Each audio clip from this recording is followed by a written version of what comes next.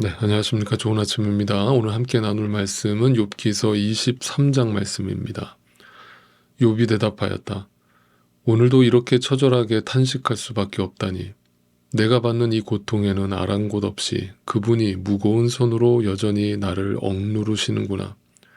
아, 그분이 계신 곳을 알 수만 있다면, 그분의 보좌까지 내가 이룰 수만 있다면, 그분 앞에서 내 사정을 아뢰련만, 내가 정당함을 입이 닳도록 변론하련만. 그러면 그분은 무슨 말로 내게 대답하실까? 내게 어떻게 대답하실까? 하나님이 힘으로 나를 억누르실까? 그렇지 않을 것이다. 내가 말씀을 드릴 때에 귀를 기울여 들어주실 것이다. 욥은 다시 한번 그 엘리바스의 세 번째 논쟁에 대해서 그 답을 제시하고 있습니다. 그런데 특이한 것은 욥은 당사자인 그 엘리바스에게 대답하는 형식으로 말을 하지 않고 하나님께 기도하는 방식으로 대답을 하고 있습니다. 어떻게 보면 이것도 하나의 지금 성숙한 과정이라고 볼 수 있는데 더 이상 사람과의 논쟁을 피하는 것이죠. 어차피 이 사람과 논쟁해봐야 답이 없다라는 결론까지는 욥이 도달하게 된 것입니다. 그래서 이제는 그 자신의 답답한 마음을 하나님께 가지고 나아가는 겁니다. 여러분, 오늘도 여러분의 삶에 어려운 문제들이 닥칠 때 내 믿음이 얕으면 항상 그 상황을, 문제를 어떤 사람하고 대화를 통해서 해결하려고 노력을 하면 물론 중요하죠. 그러나 그게 어느 순간에 한계가 있다라는 걸 여러분 느끼실 거예요. 그럴 때는 가장 좋은 방법은 뭐예요? 하나님께 나아가서 엎드리는 것입니다. 하나님과 대화하는 것입니다. 하나님께 기도하는 것입니다. 그럴 때 그 근본적인 문제를 하나님께서 들어주시고 또 내 마음을 아시고 하나님께서 나에게 주시는 특별한 위로를 경험하게 될 줄로 믿습니다. 그러니까 너무 사람 의지하지 마세요. 하나님께 엎드리세요. 자, 우리는 말씀을 통해서 하나님을 알게 되죠. 그렇죠? 그리고 그 말씀 안에서 그 하나님을 만나게 되고 교제하게 됩니다. 하지만 우리 인간들은 이러한 영적인 하나님과의 교제보다, 말씀의 교제보다 보다 실질적이고 또 구체적인 하나님과의 만남을 원합니다. 그래서 이런 신앙인들은 하나님을 어떤 신비적으로 경험하고 싶어 하죠. 그래서 자꾸 어떤 집회라든지, 그 집회가 나쁘다는 걸 절대 아닙니다. 그 집회를 특별한 은혜를 부어주시는 어떤 시간으로, 장소로 이해를 하고 그런 시간과 장소를 쫓아다니는 신앙인들을 종종 보게 되는데 여러분, 그렇게 하나님을 경험하는 것이 아닙니다. 하나님은 말씀 속에서 경험하는 겁니다. 그리고 기도 속에서 그 하나님을 만나는 것입니다. 그런데 욥은 지금 굉장히 억울하죠. 그 억울한 마음을 가지고 하나님이 안 보이니까 그 하나님이 내 눈에 실질적으로 나타나서 이 고난에 대한 이유를 설명해 주시거나 또는 나의 지금 억울함을 좀 풀어주시거나 했으면 좋겠는데 하나님이 계속 침묵하시니까 욥이 탄식을 합니다. 자, 오늘 2절을 다시 한번 읽어볼까요? 오늘도 이렇게 처절하게 탄식할 수밖에 없다니 내가 받는 이 고통에는 아랑곳 없이 그분이 무거운 손으로 여전히 나를 억누르시는구나. 처절하게 탄식하다라고 번역한 이 세 번역은 개역개정 성경에서는 반항하다라는 뜻으로 번역을 했는데 다 같은 뜻입니다. 반항하다, 저항하다, 탄식하다라는 뜻이 담겨 있습니다. 이것은 인간이 이 땅에서 겪는 고난 중에서 어떤 자기도 모르게 튀어나오는 탄식, 절규, 비명 소리를 의미합니다. 그러니까 그것은 그냥 얕은 수준의 고난에서는 절대 나오지 않는 것이죠. 깊은 고난 속에 또 지속되는 고난 속에서 나오는 마지막 순간에 내뱉는 인간의 절규, 탄식, 비명인 것이죠.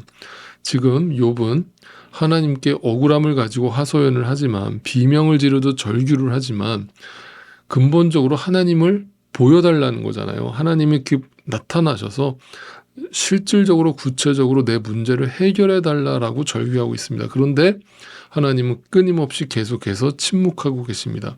그 이유가 뭔가? 지금 이 욥기의 이야기가 우리를 어디로 끌고 가는가를 여러분 유심히 계속 들여다보셔야 돼요. 이걸 놓치면 이 욥기서는 굉장히 지루한 책이 돼버리고 아무 의미 없는 책으로 그냥 전락해버리고 맙니다.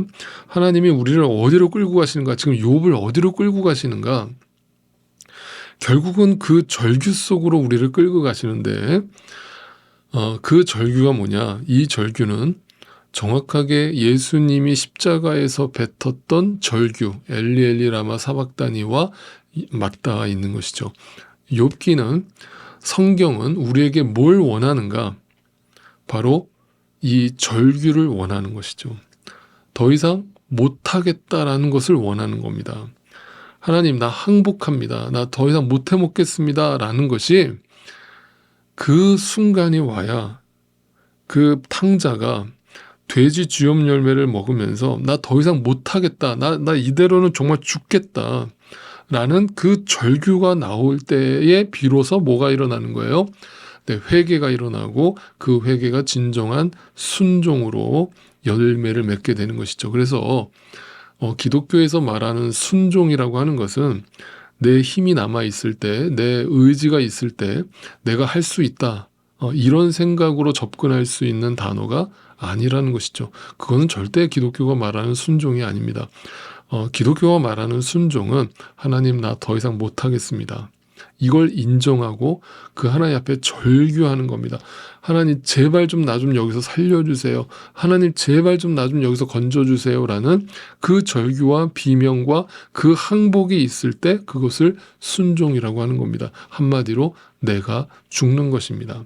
그런데 오늘날 기독교인들은 내가 펄펄 살아서 하는 순종을 생각하고 그 순종을 말합니다. 그리고 그 순종을 심지어 외칩니다. 순종하자라고 외칩니다.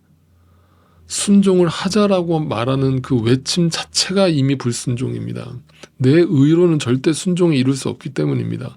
내가 여전히 살아서 하는 순종은 그저 자기 의의 확장일 뿐이고 자기 자랑으로 열매를 맺고 끝날 것입니다. 장담합니다. 자, 이것은 제 이야기가 절대 아닙니다. 히브리서 5장 말씀을 한번 읽어보죠. 예수님이 걸어가신 그 절규의 길을 히브리서 기자는 이렇게 설명하고 있습니다. 5장 7절 8절입니다. 예수께서 육신으로 세상에 계실 때, 육신으로 계실 때에 우리랑 똑같은 성정으로 이 땅에 오셔서 우리가 당하는 고통을 똑같이 겪으셨다는 뜻이죠. 자기를 죽음에서 구원하실 수 있는 분께 큰 부르짖음과 많은 눈물로서 절규로서 비명으로서 탄식으로서 기도와 탄원을 올리셨어요. 누가요? 예수님이요. 하나님께서는 예수의 경외심을 보시어서 그 간구를 들어주셔요. 그 문제를 해결해 주는 게 아닙니다. 그 기도에 응답했다라는 게 예수님의 그 고난을 제거해 주셨다는 뜻이 아니에요. 왜? 8절 보세요. 그는 하나님의 아드님이시지만, 하나님의 아들인 예수지만 고난을 당하심으로써 순종을 배우셨습니다. 순종이 내가 할 수 있다가 아니잖아요. 그죠? 예수님이 어떻게 순종하게 되셨다고 말합니까? 네, 큰 부르짖음과 많은 눈물로써 탄원을 올리셨다. 비명을 지르셨다. 절규하셨다. 하나님, 나 못하겠어요. 하나님, 너무 고통스러워요. 하나님, 저 억울해요. 하나님, 저 너무 두려워요.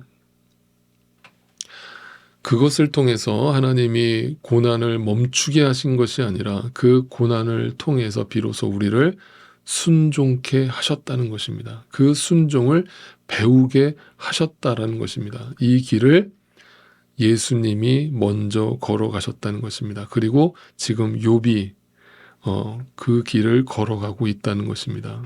그리고 이 길을 이 땅을 살아간 모든 믿는 자들이 걸었다는 것입니다. 이것은 오늘 우리에게도 그대로 도전이 되는 것이고 우리에게도 그대로 요구되고 있는 것입니다. 오늘 우리에게도 이 절규와 비명을 허락하시면서 적당히 내 문제를 해결해 주시겠다, 풀어 주시겠다라고 하나님은 절대 말씀하지 않으십니다. 여러분 죄송합니다. 성경 있는 그대로 말씀드립니다. 철저하게 침묵하실 것입니다. 철저하게 외면하실 것입니다. 십자가에서 예수님을 외면하신 것처럼 고난 속에서 여러분을 외면하실 것입니다. 그런데 중요한 것은 그 속에 하나님이 함께 하십니다.